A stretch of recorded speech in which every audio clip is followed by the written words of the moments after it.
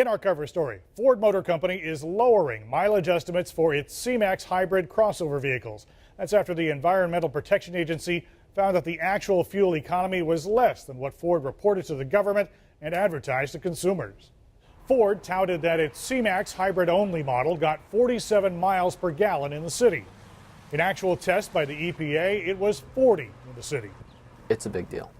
It's a big deal because it's hybrid owners. I mean, people buy those cars to get a lot better mileage. Ford will reimburse buyers $550 and those who lease the cars $325. But it may also cost Ford credibility.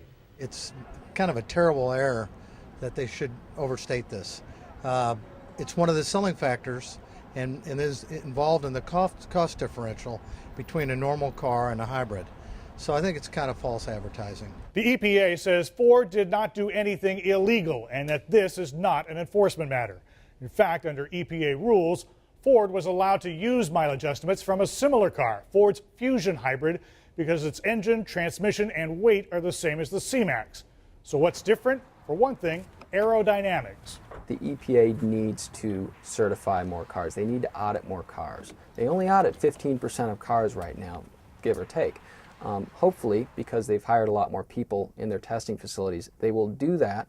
That will force more scrutiny upon the automakers, and consumers at the end may benefit from being able to get EPA numbers on their car that are more closely tied to the variant of the car that they're buying. Ford called it an industry-wide issue with hybrid vehicles.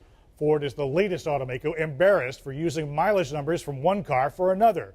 Kia and Hyundai were caught last year. Who caught them? Consumers who didn't realize who verifies the estimated mileage 85% of the time.